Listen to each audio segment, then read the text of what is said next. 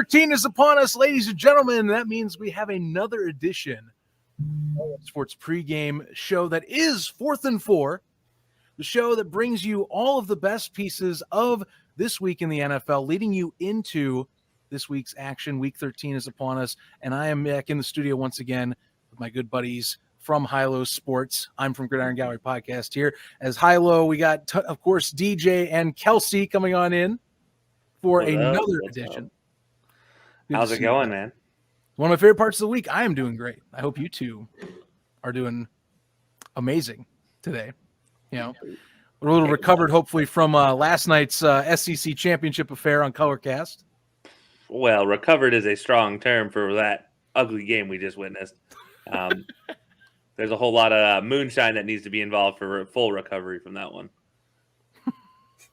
It needs a little bit.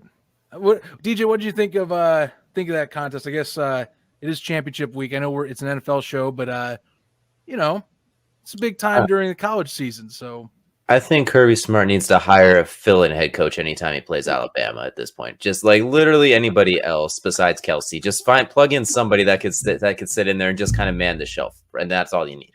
Who better to tell him he's being an idiot than somebody who regularly says he's being an idiot? No, I'm saying like he stays at home like Kevin Stefanski did with COVID last year, and somebody else just sits on the sidelines who won't be there for you to call an idiot. Like I just need somebody to sit in his spot while he's not there. Oh, I mean, I could do that too. I can sit there with a stupid scowl on my face the whole time. Yeah, but your hatred for Georgia, you'll probably try and self-implode and just somehow find a way with a tie. You'll find a way to destroy both teams. My hatred for Bama is much worse than my hatred for Georgia. I have to wear Georgia gear during the Auburn games because they keep beating Auburn. So I have a little less hatred to that color red, the little cherry red they like to ride on, the fire truck red, instead of that ugly crimson color that's basically pink in the sun. Wouldn't you hate that because Georgia makes you wear their stuff all the time? So wouldn't you have a little bit more of vendetta against them at this point? Considering it's like 1,000 years running now. I would, but I don't. Like you'd think that's the case, but then there's Alabama and all the things that Alabama fans do, and so no, it's Alabama fans are the reason why I don't like Alabama more than I don't like Georgia. And either way, I'm going to pick somebody who doesn't have a vetted interest to just kind of sit there in place of Kirby Smart and be like, yeah, we're going to do what we're due. And Kirby Smart, you can come back for any other game of the year. My job is going to be easy. All right, 21 dive, 23 dive, 21 dive, 23 dive. Literally, that's all we're doing all game long, boys. Oh, you know what? Let's switch it up. 24 trap. All right. Now. Ooh, trap plays. That's Benny. You keep this one. Yeah. We're going to do RPO left, RPO right. I'm not even going to give them a fancy name. It's literally just going to be RPO left, RPO right, sneak, looky. Like, take your pick. Just don't give the ball to Stetson Bennett to throw 45 times. You're going to have just Madden plays on cards and just hold them up and yell in the headset, A button, with X as the audible. What? I'm going to do what Sean McVay did to Jared Goff. This is what Jared Goff in his years. This is why he was ready to get rid of the LA Rams. You have Sean McVay saying X, audible, X, RB. It's the RB button. We're going with the play action pass. No, but Sean, we have the run right. We're going with the play action pass. But Sean, there's nobody eligible. I don't care. Kirby Smart was probably going to that game going, Bama thinks that we're a run school, which they're right, which means that we have to play the pass. For if we play the pass, Nick Saban won't be ready for the pass. So I'll be out-thinking him, which means I outcoach him, which means I win. Go with the pass. I'm going to put in my running quarterback, not my passing quarterback, to really hammer it home. Yeah, but I'm going to fool. Yeah, exactly. I'm going to fool him by putting my former walk-on Stetson Bennett, my running quarterback, as my quarterback to pass the ball. That's what we're going to do. Genius. And we're not going to let him. We're not going to let him scramble and run away from pressure like he should be. We're going to tell him to stay in the pocket at all times. All right. Well, that's enough of the college affair. Obviously, getting to Kelcey. I just wanted to ask. You guys Colorcast. We're going to talk about, of course, our other Colorcast events that we're doing with this NFL slate. So, we'll focus back on the professional scene as it is quarter number 1, by the way. Time for our kickoff, mostly of the show, getting you all things on really the main news pieces of the week for this first quarter, which there's two that stick out, gentlemen. There's two of them. One of them is on a player that is retiring that I know you guys have had quite the riff history on, and for obvious reasons.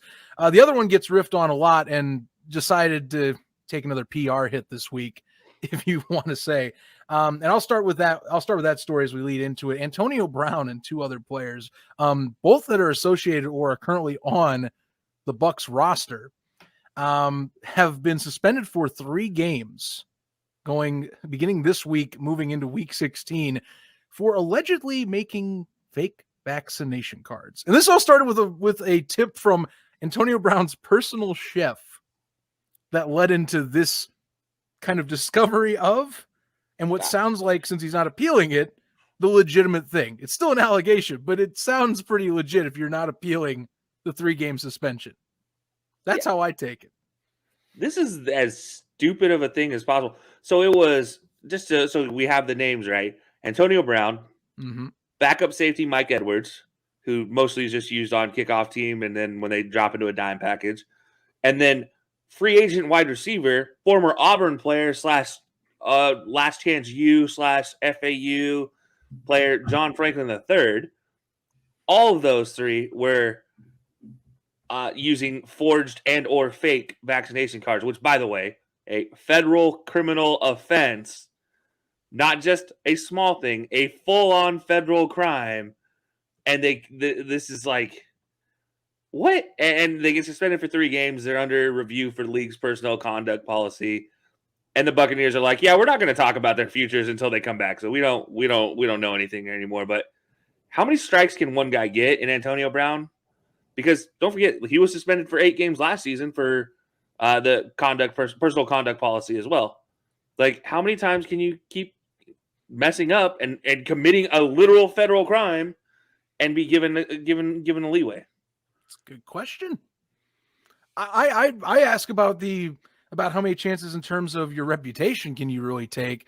I thought that he had cleared those hurdles. We'd all heard about him, shacking up with Tom Brady and, Brady keeping him on the straight and narrow. And, I thought we had the straight and narrow is a questionable commentary as well. There's a couple footballs that would like a little more airtime. Oh, trust me, we can talk about Brady's own history back with the Pats if we really want to. But the original intent of him coming there was he was staying with Tom to keep him out of the spotlight, to say, hey, focus on the game plan. And somehow, some way, now I don't know his living situation or anything right now, of course, but still go out and make a fake vaccine card. And we just went through the whole Aaron Rodgers thing where, hey, if you report to the league, funny enough, you don't need the goddamn vaccination card. So what are you doing, buddy? You took extra steps to get yourself in more fire.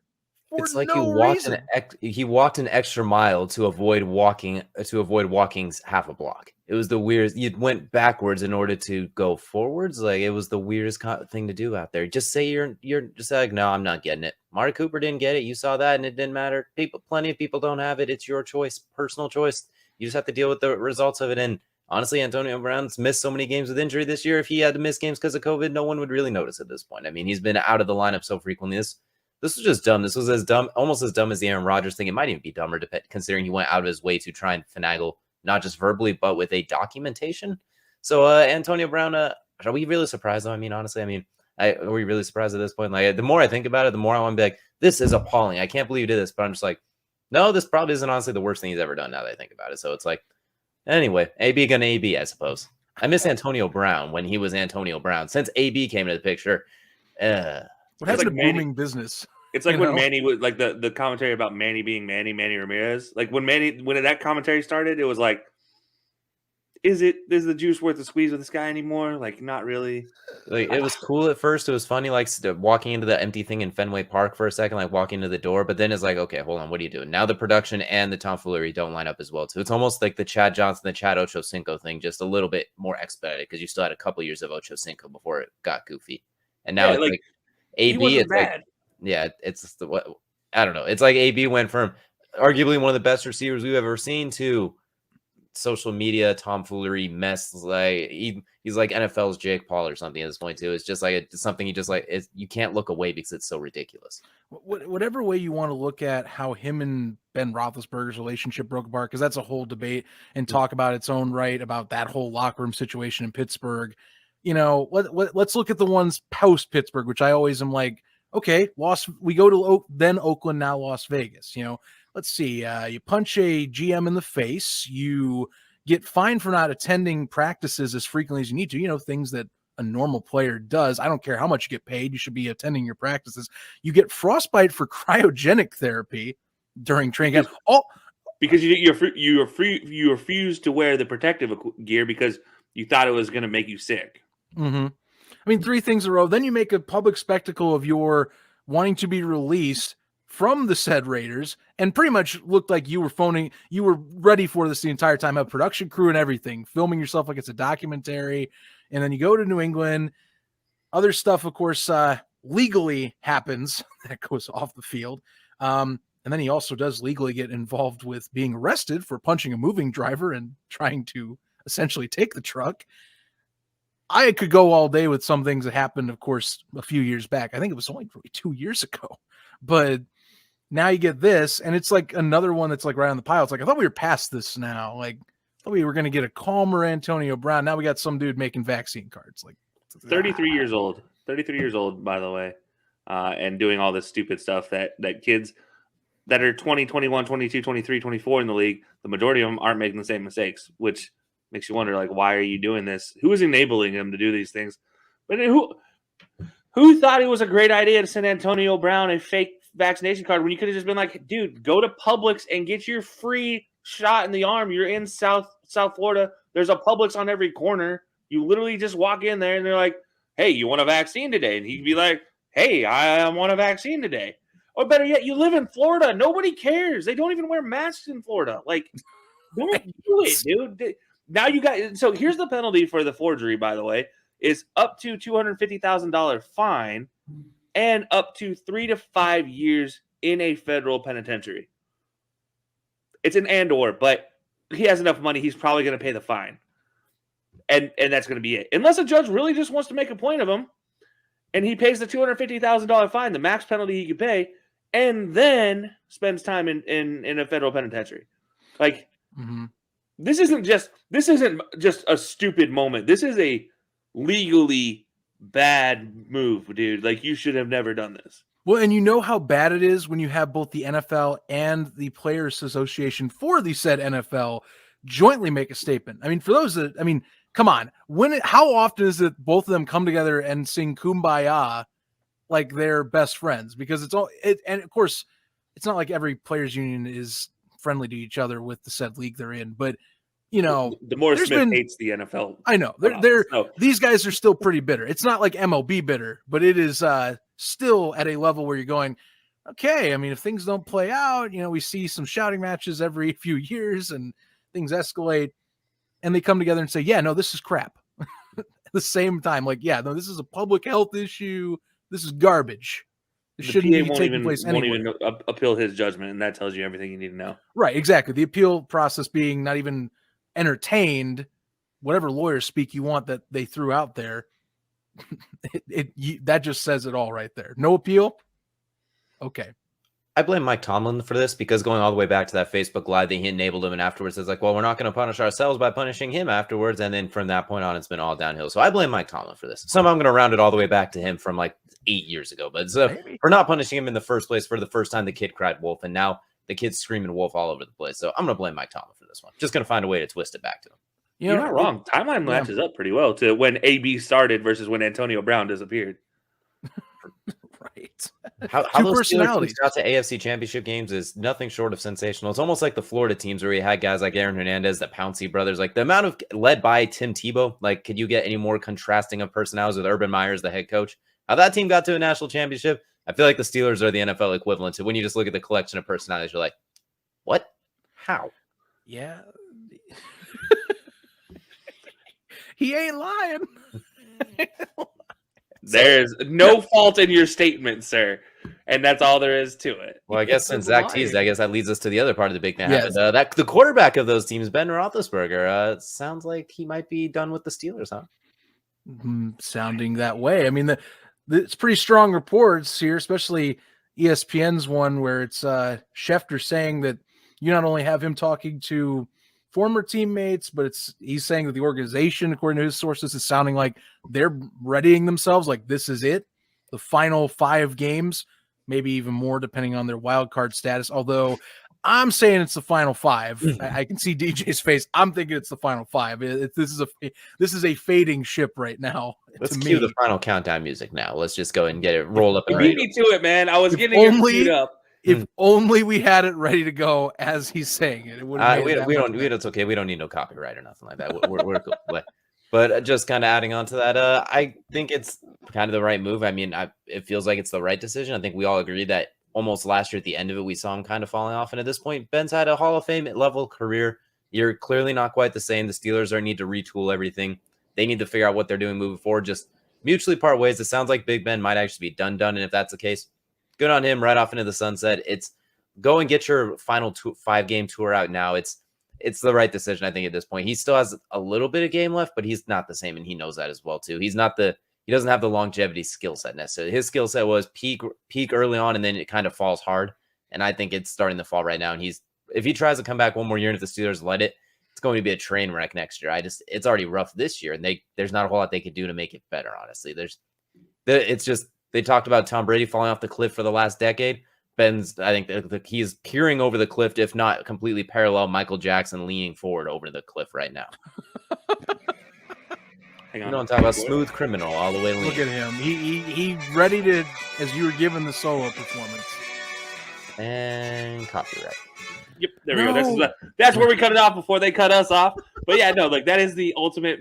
I've never heard sweeter words in my life. And now, if you're a Steelers fan, how much do you regret taking Dwayne Haskins and trying to take a flyer on him right now?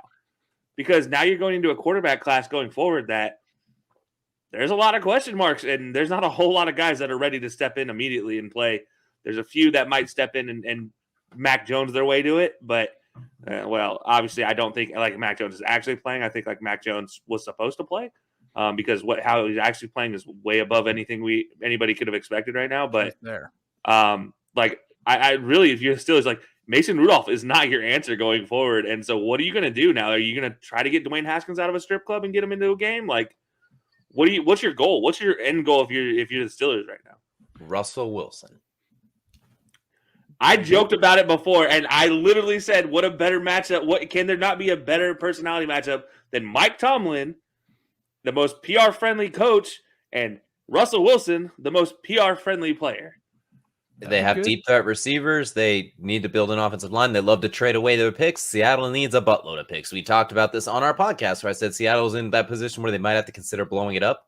Why not find a way to blow it up? Trade Russell Wilson, maybe even throw in Bobby Wagner or Jamal Adams, like expiring contracts, and just take all of them. No, if you're Seattle and you're rebuilding, you just dump everything and you take all of the Pittsburgh's picks and a couple of their young players. First of all, that defense does not need Bobby right now. Well, I'm thinking you take some of the young players. I'm thinking you take young players in return like Devin Bush if you're the Seahawks, so you could look for the future because the future is not now if you're Seattle. That ship is set. You need to look ahead. No, look, they just don't need to send Bobby. Bobby needs to go somewhere else where he can actually win a championship and not hate himself for wearing black and gold. I agree with you. I'm saying if you're the Seahawks, you maybe try and spice up the deal and see if you could steal more from them in that regard too. Maybe if you're the Steelers, you entice them with the Bobby Wagner idea. Send Jamal Adams. That's what I said, Jamal or Bobby, either one. There you go. Okay. You just re-signed Jamal, so that might be a little more difficult. But I think Jimmy G's more realistic if you want for say nobody's talking about realism. Nobody wants to be down with realism right now. We're going with Fantasyland, and next up is Aaron Rodgers. That we're going ridiculous first. We'll work our way back to realism in a minute. We've been to Steelers Nation tailgates. We know how they live, and they want to go big or they just want to go home. And there's a high expectation level out there. Of course, they want to go. So big. They want Russell Wilson. They want Malik Willis and try and form him in the build of Big Ben, the big, strong, athletic quarterback with rocket arm. Don't do that to me as a Malik Willis fan. Don't put that bad juju on me. Well, you know what? They're going to try and get some good juju if they bring in Malik Willis because someone will get juju the ball if he can stay healthy. So, it'll find a way to work itself out. But definitely curious to see what the Steelers do moving forward if this is Big Ben's swan song like it appears to be. My final thing, trade for Ritter. Let's go for Ritter from Cincinnati. There's your other one because Pickett's going to be too high. They ain't going to get that. Yeah. Well, I don't know. They could. We'll see what they're able to do tomorrow, and that might lead them on a downfall of accidental nature. Oh no! If you understand my gist, aka tanking. Oh no! We'll find out. The trend will start. They get 2 games against Baltimore, fittingly enough. for Ben's swan song. He gets 2 games against his bitter rival, as well as Pittsburgh's, of course. Quarter number 2 is up. DJ's been waiting to get his time in the sun, as it is DJ's best bets, and of course other ones that Kelcey and I will eventually be focusing in on as we go into the segment. So I got one. I got 1 or 2. We both of us have one, but we all know who really gets the we're just here to look pretty. DJ carries the show. And honestly, we don't even carry the pretty part. Well, you carry the pretty part pretty well, Zach. I don't do anything. Who are we kidding? None of us carry the pretty part. This is not a visual medium. No one's getting carried visually. So we're Somebody put a dog on screen so we can get the pretty factor up, please. Yeah, Hunter Renfro needs to get his dog out on the bed. He's sleeping, and we're gonna keep it that way. But hopefully, you didn't spend all of your money on us last week. Because last week we had a bit of a rough day. The Chargers let us down. The Titans let us down. They did not cover. The Rams let us down. And then the Colts and the Bucks decided to have a scoring fest and when I said take the under, took the over. We did win money as Steelers and the Bengals because the Bengals nearly covered that all by themselves.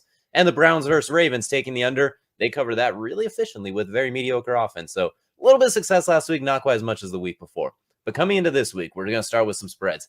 Eagles -7 favorites over the Jets. Take the Jets to cover, especially with Jalen Hurts, a game-time decision potentially not playing, or if he does, he might even be limited. He won't be the same running all over the place, playmaking Jalen Hurts out of match. I feel like they're trying to keep him out of harm's way. So look for the Jets to still probably lose, but keep it close, like 21-26, something like that as well, too. Covering that full touchdown spread, I think they could keep it relatively close.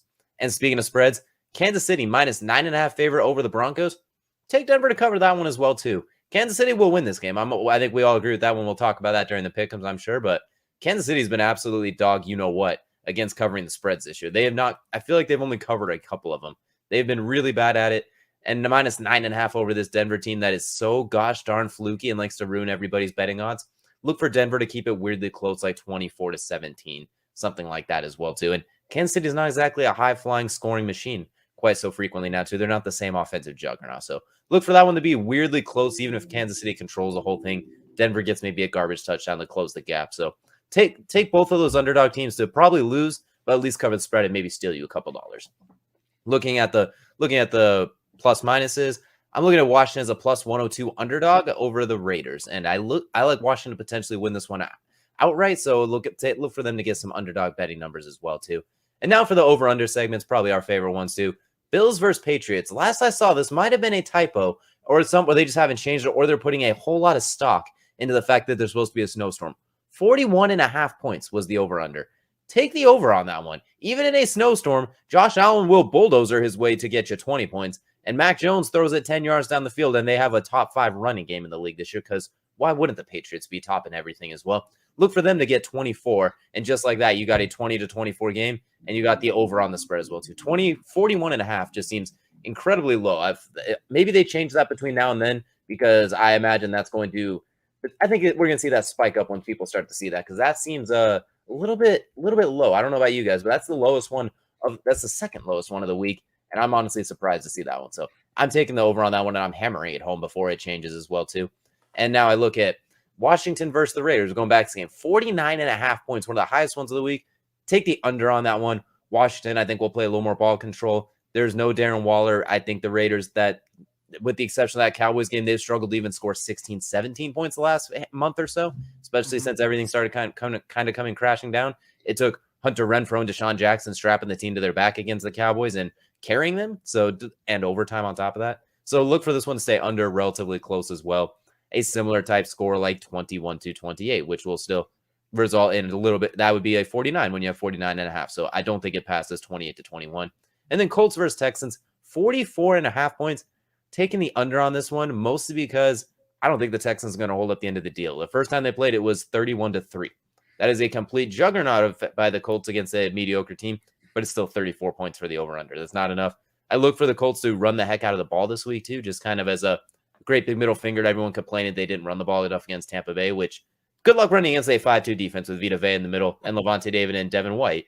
Like, we're going to hammer this home because me and Kelcey talk about it relentlessly. Trying to have them run against that front would have been stupid. Yes. So against the Buccaneers, it wasn't really play calling that lost you guys that game. Anyone who thinks otherwise is reckless. It's It's just bad execution. So look for the under. It's still like a 30-10 game. The Colts probably still blow them out unless somebody here is picking the Texans, but I expect the Colts to blow them out and Jonathan Taylor to have 130, 40 to 50 yards rushing. But it's still going to be 30-10. Take the under on this at 44.5, just because I don't know if both teams will hold up their end of the deal necessarily. Or it's weirdly close and it's 24-20, and that gets you the over. That gets you just the under as well too. But I don't quite see it being that close. So give me the under, but just because I don't know if the Texans will score enough like they did last time. I like it. Nice. I like it. Nice. Look, for me, the only one I'm looking at right now is the Lions. And that's because I've been hitting the Lions every single week. But the last 3 weeks particularly, they have only had 2 losses and a tie. Their combined loss total, by the way, is not anything to just scoff at. It is only a combined loss total of 5 points. The last time they played the Vikings, you know what the point differential was? Anybody? 2 points. They're giving 7.5 to Minnesota. 7.5 to Minnesota. Like, I know, look, Minnesota's been pretty good lately. Kirk Cousins has been playing out of his mind. But Kirk Cousins is not to be trusted. Again, I will state this for forever and eternity. Kirk Cousins is not a quarterback that you can trust. Yes, DJ. I don't trust Kirk Cousins. I trust Justin Jefferson on his own to handle this after what he did last month. There you go. That might be fine. But there's no Dalvin Cook in this situation either. And that is, yes, DJ. But TSS Fantasy would like to raise you an Alexander Madison. I also would like to bring that up to the class. Like, come on, man. That being said, I agree with you. The Lions could keep this weirdly close just because the Vikings travesty. The Lions are going to win a game this year, ladies and gentlemen. I will die on this hill. They are going to win the game this year. And it is either going to be against the Vikings or it's going to be against Zach. I'm sorry. Shut your ears off. You might not want to hear this one. No. Please. I implore you. Those are the 2 options. It's either the Bears or the Vikings. Well, honestly, the best chance is no, it can't be the Bears anymore. They swept the Bears swept the Lions, so they are out of the running. That's a good point. So it's going to be the Vikings. As long as you're ready to die on this hill, but I do think that could be a weirdly close game as well too. Maybe they cover the spread, but I can't help but think Justin Jefferson, at the amount of times he has yelled at Kirk Cousins in less than 2 full seasons played, like, damn it, Kirk, I can just see if it's that close. Justin Jefferson, get out of the way, Kirk, as Kirk lines up under the guard and Justin Jefferson takes the snap and runs it in himself. Look, that may be fine, but you know what? They are going to cover the 7.5 point spread. All right, I will agree. That I am going to hammer home for the people out at home. Take the Lions to cover the spread. I can see that. I can see that one happening. I can if see. If you have an extra $1, go ahead and just take the whole money line for the Lions and the spread, just so you win a lot more money when they actually win, and then you can come back and be like, Kelcey, thank you. And when they lose, guess what? You only lost $1, so you can't blame me. Well, the good news is the Lions aren't as offensively inept as Iowa is, so maybe they'll take a little bit of spark from their college counterpart in Michigan and get a little bit of an offensive spark and make it close. Hey, those Golden Gophers, nothing to scoff at, ladies and gentlemen. No, not at all. I was looking at the Wolverines, their Michigan counterparts as well, too, is what I was thinking. But okay, yeah, fair enough. The Paul Bunyan act's back this year. That got to be happy over there. Look, but not a whole lot of. There's no Jim Harbaugh wearing cleats on the sideline for Lions, unfortunately.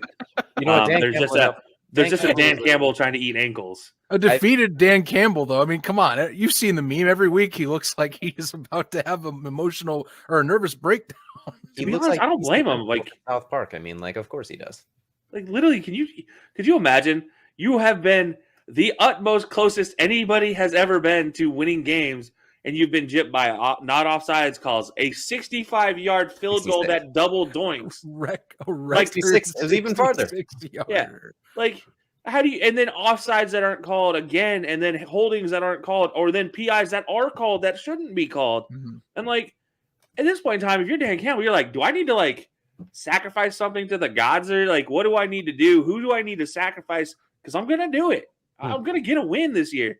And if they don't beat the Vikings, well, I don't know who you're going to sacrifice, Dan Campbell, but I highly recommend somebody that doesn't ever believe in the Lions. And this is why I'm going to continue to believe in the Lions, because I don't want Dan Campbell coming for me.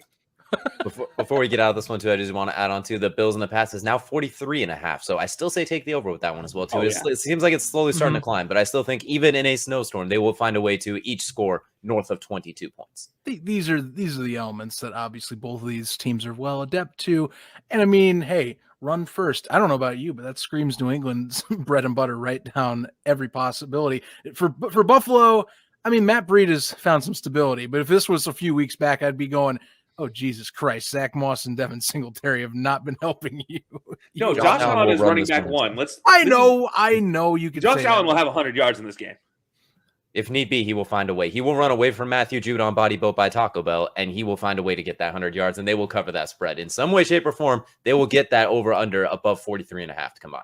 If somebody from the Patriots can convince Matthew Judon to not wear red sleeves, then Matthew Judon has a fantastic game. If he wears red sleeves, he is literally going to be Rudolph standing out in the middle of a snowstorm, and Josh Allen's going to see that and be like, avoid that. Thank you very much. It's simple and easy.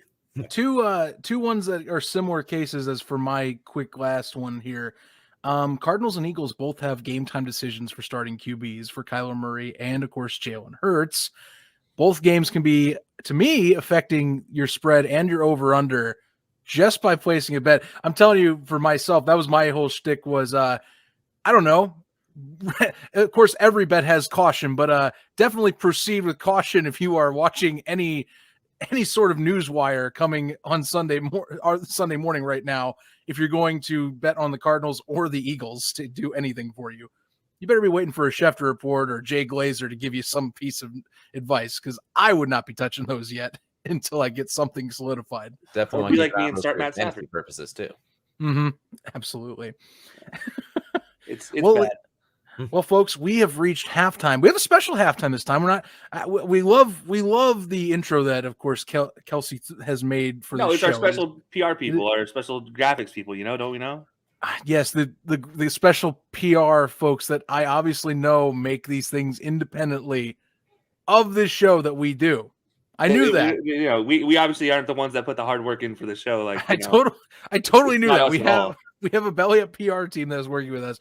Although, speaking of BellyUp, we have an event, BellyUp related, that we're going to have a big shebang. I'll throw it up on the screen.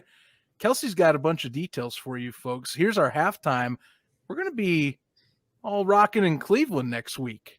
Here's all your stuff for you.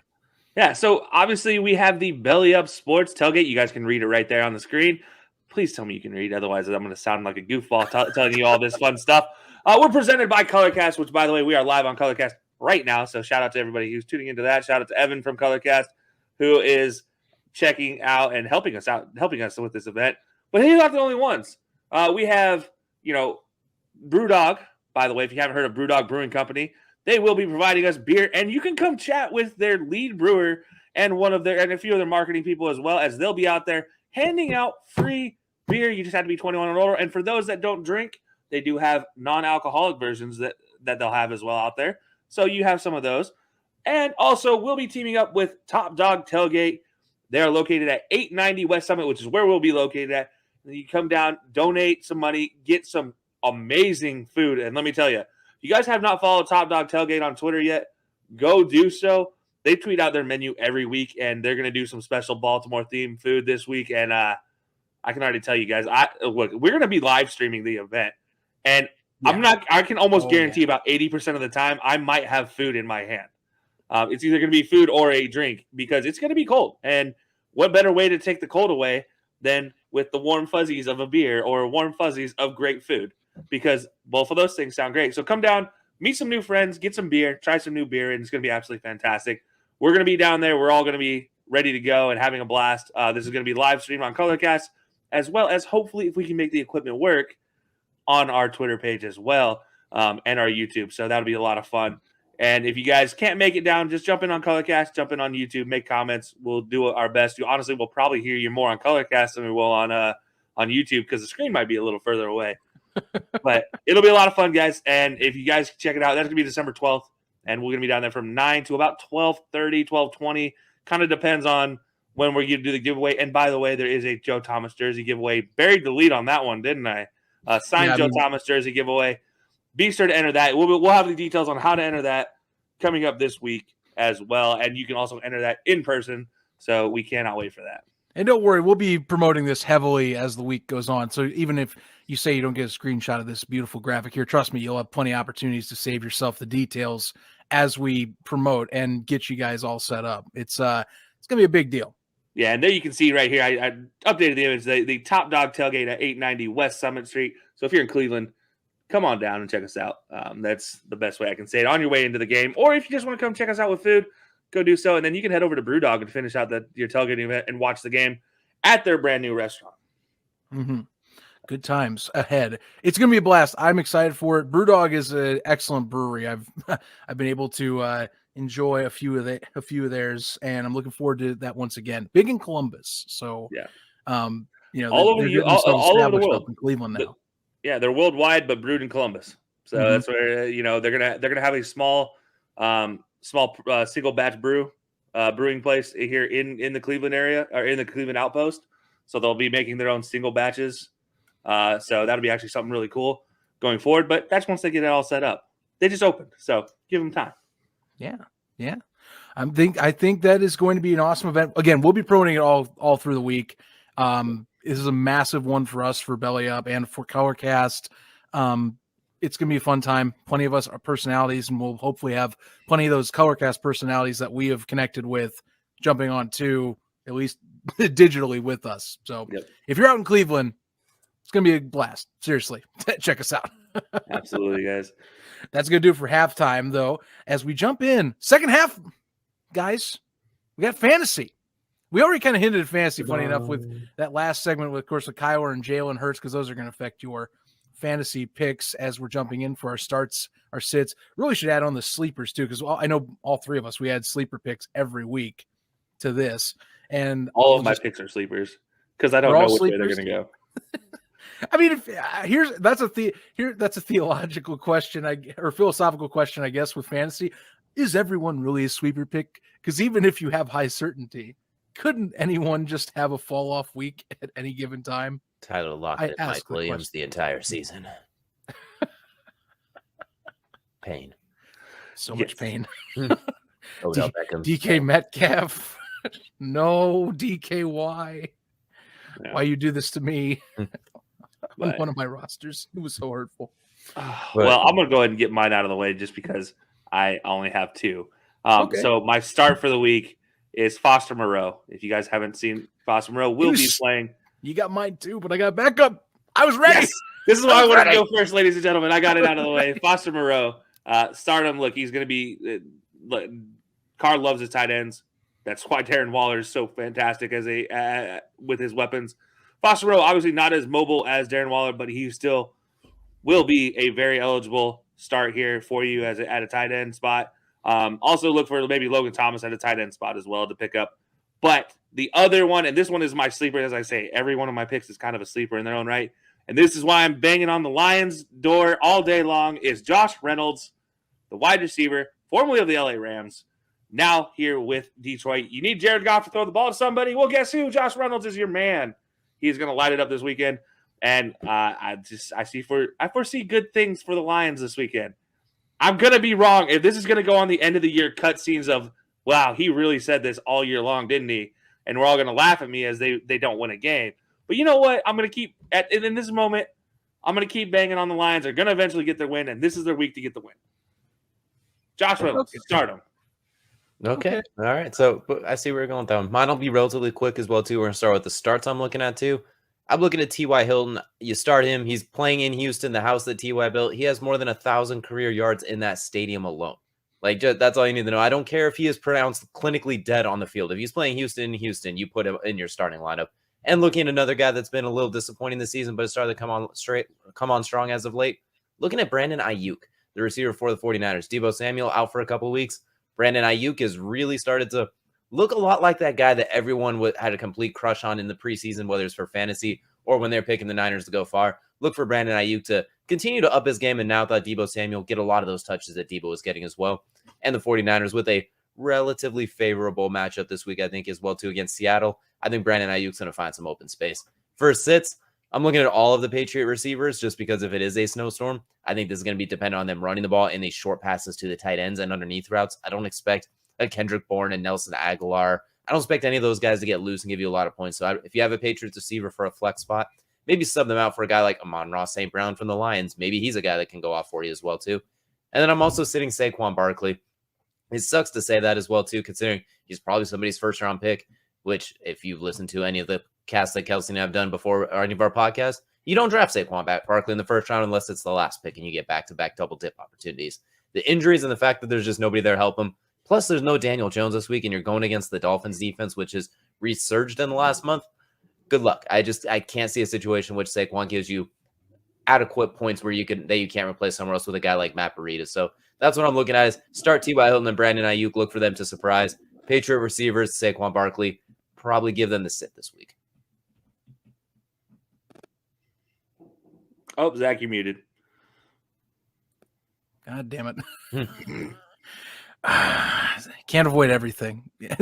But anyway, now that we're back on track, thanks to Kelcey being a better host than I am and catching I was like, I just saw your mouth moving, and I was like, there's no sound coming out. And I checked my sound immediately, and I was like, nope, my sound works. There it is. I'm glad I got people. This is what we do. This is what it's live for. We get to have fun when we make mistakes, right? Oh, yeah.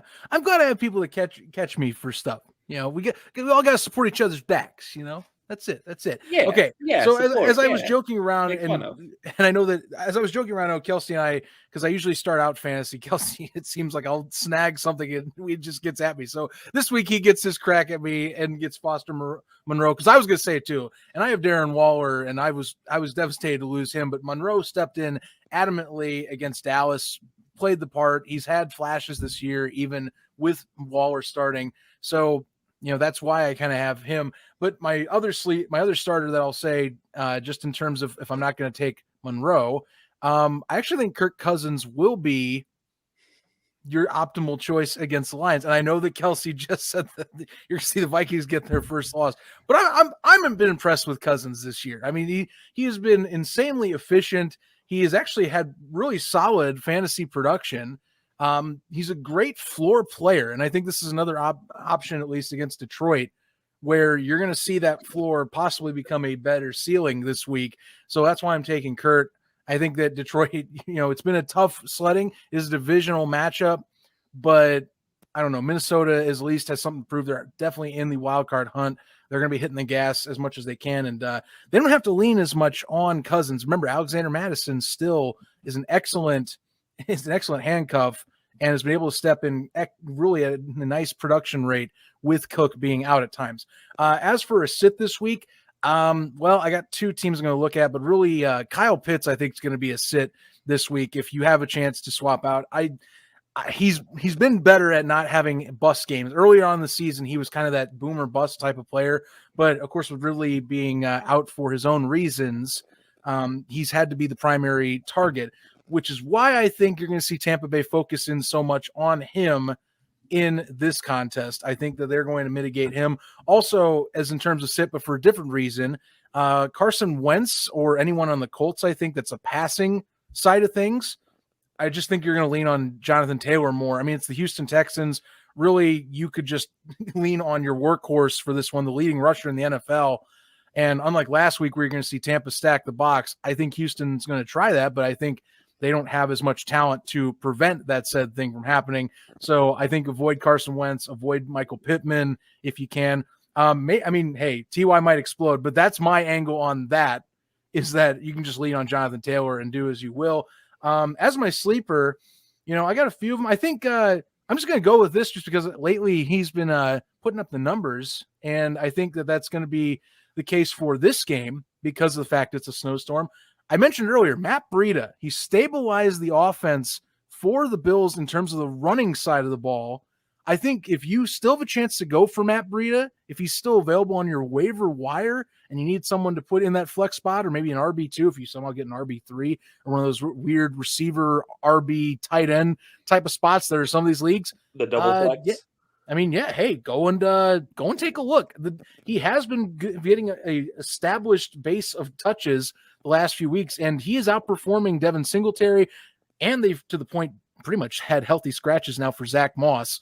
He is going to be right now your primary rushing option besides Josh Allen. So that's who I'd be looking at too. So those are my three, at least for the spots, or four-ish, if you will. I just picked up Matt Breida, so thank you for that. I literally was just like, I wonder if he's available in our sleeper league. I've been thinking about it. Turns out he's available in our sleeper league, and I had to drop Daniel Jones because, I'm not using him anymore because Kyler's finally at least questionable. Sure. But Breida's been Breida is definitely, they finally got smart and said, hey, we have a guy that was, pretty damn good in San Francisco, and just kind of injuries ousted him out of there, and he's getting kind of reset in Buffalo. And then we drafted 2 running backs that have not performed up to snuff. So how about we throw in the guy that has proven production when healthy? And hey, when it's been able to have him get focus, it works. So they're finally, I think, realizing that and are starting to use him accordingly. So that's why I'm thinking this game is perfect, because, as DJ said, this is looking to be a snowstorm out in Buffalo. There's going to be a one optimal fast running snowball in Matt Breida.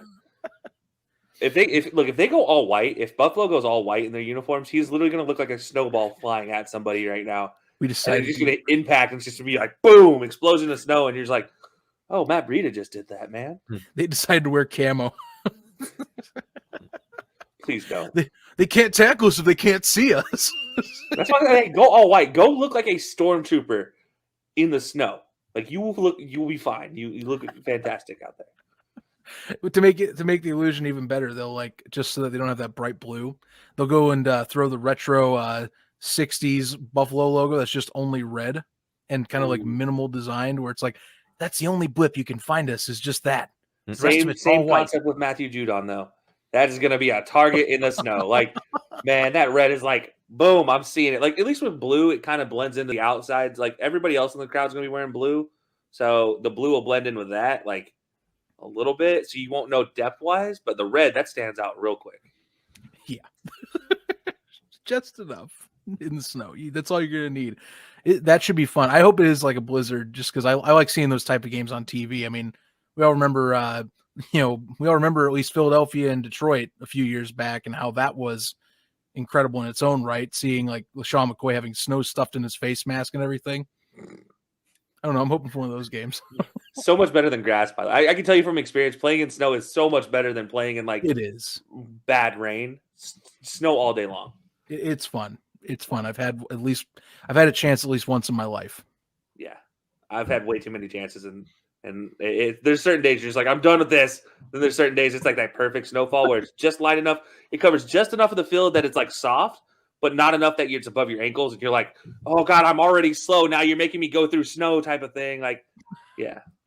All right, folks, we're out to the fourth quarter. Time for our picks. Time to tell you what games we're going to be covering this week in the NFL. All presented by Colorcast, by the way. Primetime Pick'ems. All these games that we list on this final segment of the show, for those listening in, that is going to be on Colorcast, which is available on iOS. It is the app that allows you to call the plays, to be the color commentator, to be the guy behind the mic.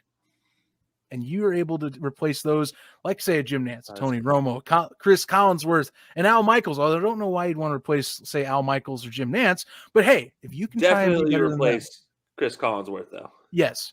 Or Tony Romo. My dad hates Tony Romo. He despises him as a color commentator. He tries too hard some games. I'll be honest. He tries, especially when if it's a Tom Brady game. I don't listen to him. Mm-hmm. Yeah, there are some people. Obviously, Collinsworth has his own slew of haters. So trust me, you don't like Collinsworth, you do his job. Then that is exactly what this brings up. And they have new features brought up, by the way, too. We have hot takes now, so check that out this week. We're already checking that out as we'll get into our first contest of the day. Well, first of all, before we get to that, hold on. There's some clerical issues that need to be taken care of. I'm jumping the gun. Namely, that's why I was jumping the gun. DJ decided to wipe the floor with us last week. That's why I was jumping the gun. 2. I mean, it's not like wiping the floor. If we change that 8 to a 10 or a 12 now, then we'd be talking. I mean, you beat me by 3, so it was enough to give you a lead, an even bigger lead in the overall over me. So that's why I'm going to go crazy with this week, and I'm trying not to pick the same as DJ. So what you're saying is you're either going to catch up or you're going to plummet. Hey, what did the dad tomato say to the baby tomato? Is this over yet? Catch up. That's me right now. That is me right now. Sorry.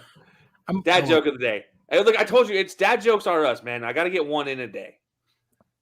Some of those are my favorite. It's too early for this. I'm an old soul. It's too early or too late at the same time. Depends. I mean, hey, if you're a night shift worker, this is definitely too late for you. Let's get into the games now. Before he makes another joke, let's get rolling. Let's get ahead of this now. Let's do it. And yeah. Like I said, I was avoiding that because obviously bad week. I'm sweating because DJ is indeed right on my ass in terms of the records. So yeah.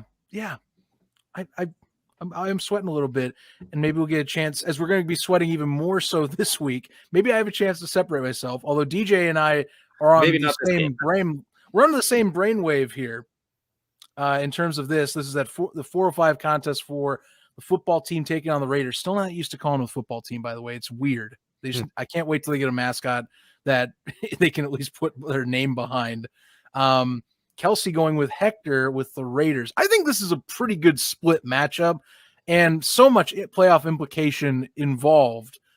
You know, we saw Washington's been on a tear as of late, and as all three of us know last week, you know, Las Vegas kind of helped their season, at least I think saved a bit of their playoff reputation last week against Dallas. So, you know, they got some building upon, but they have to go against, though a Chase Youngless football team defense, still pretty stout. At least it's been better in recent weeks. Statistically, I won't tell you that, but in recent weeks, it's come to play. And so is Taylor Heineke and Antonio Gibson. They've been really pacing the offense too. It's been getting better with every new performance. That's a fair way to put it as well too. And their defense may not show us statistically, but they've been getting a lot of takeaways, and even goes back to that Tampa Bay game when this started off as well too. They just find a way for taking the ball away and giving themselves a few extra possessions here and there, which lets Taylor Heineke, Terry McLaurin, who might be arguably a top 4 receiver in football, and people just never talk about him because Washington and his stats won't quite back it up. But my goodness, you put that man with any of the elite top 10 to 12 quarterbacks. My goodness, look out, everybody. Antonio Gibson, who playing with that shin fracture or whatever it is in his legs, still managed to put up yards and be effective. Logan Thomas, a tight end, coming back. They got the offensive line starting to click. Washington's on a very high trajectory, and even with that win last week, the Raiders they're still on a lower trajectory. They just kind of stagnated. Like it's like the pulse on the heartbeat meter just kind of, while it was going down and starting to flatline, it gave a little boop last week, but they got a little bit of work cut out for them. And you're missing your best player with Darren Waller going into this. I mean, they were putting a lot on the shoulders of Desean Jackson, Hunter Renfrow, and squad, and I'm not sure what they'll be able to do. And we talked about the takeaways. Derek Carr, as great as he has been this year, he is known to toss up a couple of, Derek, what are you doing, guy? Balls per game, it feels like. It's just up to you as the defense to catch him. That's fair. That's all fair, guys. You guys make valid points. And here's my counter argument. And I'm going to pull up the image again just so you guys see it. The football guy says the Raiders are going to win. Oh, don't you dare. Going with the football guy. I have his acknowledged the acceptance that whatever higher power Hector is voting with, I am going to get behind on this one to hopefully get my season back behind, get ahead of itself. Because right now I have no choices in the matter. You are pulling a Bon Jovi, sir. You are just living on a prayer. That is all this is. Thank you to my entire life living on a prayer. That is all this is. Look, hey, man, you got to do – there's got to be one of us that is just a wild card. You never know what he's going to pick. I'll take that role. I will take the Shannon Sharp role of like, we're just flying by the seat of my pants here. I don't know what's going to happen. Oh, believe me, no one believes that your stuff is scripted right now. We got the fly by your seat of the pants well established early on here. We got that locked down to a T. Well, we also got that we've established that the football guy has been schooling us all season. So let's just hold on, refer to the standings again and just like make sure. Okay, all right, yeah, he's still in the lead. Yeah. I'm going with that one, guys. I'm sorry. But in all seriousness, look, the Raiders, you got to say they're getting healthy at the same time. The guys that were major, like look at Josh Jacobs, like he's finally getting healthier. He's still not 100%, but he's finally healthier to carry the ball. And don't get me wrong, I love Antonio Gibson. He is carrying my fantasy football team. But when I have to pick offense to offense, I'm taking that Raiders offense versus that Washington offense. And then you look at the defensive matchups, I'm taking the defensive matchups of that Raiders defense versus the Washington offense because I think it's a better matchup overall. I don't think that Washington football team's defense is as good as they are made out to be without Chase Young. Look, we saw what they did with Chase Young last year. It was fantastic. Without Chase Young, they are way overperforming this year in my eyes. I don't think they are actually this good. I do think the Raiders can capitalize on some holes. It's just a matter of actually hitting your receivers and your receivers holding on to the ball at this point in time. Darren Waller hurts. Don't get me wrong. But, Foster Moreau is not a bad option. He'd be a starting tight end anywhere else. Well, in Sands' one embarrassing goof on national television, Desean Jackson has looked like he sparked at least a deep threat once again. for the As long Raiders. as he knows which way he's running, Exactly. he'll be fine. As long as he's not confused on every other play too. I mean, if you can count pass interference yards on top of it, he'll probably be leading the league in that at this point after just the last game alone. And he knows how to run the right way against NFC East teams. Yes. So, well, I don't know. I remember he needs to make sure to hold the ball through the end zone, though. Got to remember, 100%. Yeah, through the end zone. Make sure you fall into it dramatically, like you're falling into a pool with the ball in your possession, and then do whatever you got to do. Yeah. Anyways, sorry, we were off topic. He knows. I'll bring us back. Here you go. Well, luckily, this one's pretty self-explanatory. We are all on the Chiefs, it looks like. Pretty cut and dry. And we'll be able to hear Zach on the call for that one as well, too. So, Zach pulling a doubleheader, that should be quite the fun game for you, Call. Yeah, it should. And let's be fair here. I actually called the Chargers against the Broncos last week. Let me tell you one thing. Vic Fangio had those guys ready to play. Defense was winning that contest. I know that the Chargers had some flubs, and they looked off their game, which, hey, I mean, this year it's really been hot or cold. It's been start or stop, gear getting stuck in the transmission, you name it. The Chargers have had those, but they came out, in Mile High. They socked them in the mouth, and they got the kill shots in the fourth quarter when they needed. And I think that defensively, even with Von Miller gone, they've shown to play. I mean, Patrick Surtain, it seems like, has started to impress as the season has gone on even more and more. They're still getting pressure even without, of course, Miller. And, Bradley Chubb being healthy off the edge does help a lot with that too. So they have the pieces there. The question always comes down to what the hell are they going to do with Teddy Bridgewater and company on their side? Is Bridgewater going to do just enough to throw to his 2 Pro Bowl caliber receivers so that they can make plays? And no, it just won't. The Chiefs are humming too much right now. I don't have anything else to say. Yeah. Look, unless Noah Fant's about to go off for 102 touchdowns, I'm not worried about the Broncos. And if he does go off for 102 touchdowns with my fantasy team, thanks you. And my pick'em, I don't care about my pick'em at that point in time. My fantasy team gets me a trophy. My pick'em gets me into the Wonderlic test. All right, you two have the best game. To me, the best matchup of the week. I am so stoked for this Monday Night Football matchup between Buffalo and New England. New England looks like it's back, baby. And that's why I'm going with New England. DJ and I, again, hey, same wavelength. I don't know what you and I are thinking this week, but here's what I'm saying with New England. Run game's looking stout. Mac Jones, most impressive rookie QB right now. Thanks a lot in part to the system he's in, with Josh McDaniels helping him a ton. And those free agent pickups that the Pats had are finally gelling at the right time. Everything's coming together. It's now looking like a well-oiled Bill Belichick machine. It looks like it's going to take back its place, at least for this coming week, as the leader in the AFC East.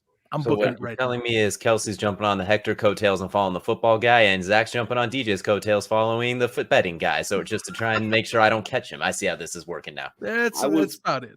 I was checking to see if I could find your guys' leftover Kool-Aid. Maybe I need to start drinking some of this if New England's about to pull this one out. I mean, goodness. That humble pie Kool-Aid. How's that taste, by the way? I've never had humble pie. We can tell. We're fully aware of that. Does it taste all right? I wouldn't know. I mean, it's the same thing they feed you at Alabama, so I don't really know how that tastes. I don't know what that vibe of cultish / hive mind behavior feels like. I don't know. I don't think. Yeah, you know what? On that note, I think you definitely tune into us on that game for Colorcast. It should be a fantastic game, especially if it is a snowstorm. We'll get to see Josh Allen and maybe Mac Jones sliding all over the place as well, too. And we'll see Patriots opportunistic defense. Josh Allen throws it up to them as well, too. And even vice versa. Maybe Mac Jones gets rattled. It should be quite the game. First game without Tre'Davious White for the Bills as well, too. Curious how they will respond to that. But it's going to be quite the fun game this weekend. I look forward to it with you guys as well, too, as we get ready to wrap this one up. Yeah, it's going to be a blast. You two are probably going to kill the call here, and I am going to have a fun time chatting with you. As we'll see, are we going to get the new kids in town that were owning the block last year, taking back their place, reestablishing that, hey, we just had a little bit of a lull for the last few weeks, kind of stutter stop, or are we going to get the usual suspects kind of having a retool, and here they are again? That's what's coming up. And that's what we're going to be expecting. And that's going to be our show. Thank you very much, everyone, for tuning on into this week's edition of 4th and 4, Week 13. We'll be back for Week 14, which, remember, we're going to have our Belly Up tailgate, propping up Colorcast, propping up, of course, talking with Top Dog Tailgate as well. We're going to have Brewdog Brewing Company with us, too. It's going to be a show. And you can possibly win a signed Joe Thomas jersey as well. There's just a lot of stuff going on. This is a packed event. We are going to have a ton of fun. Us three are going to be there in person. I cannot wait to be there. It's going to be rowdy. Absolutely. Be sure to follow us on Twitter for more updates, guys. And as always, we appreciate you guys tuning in. And until next week, we will see you later.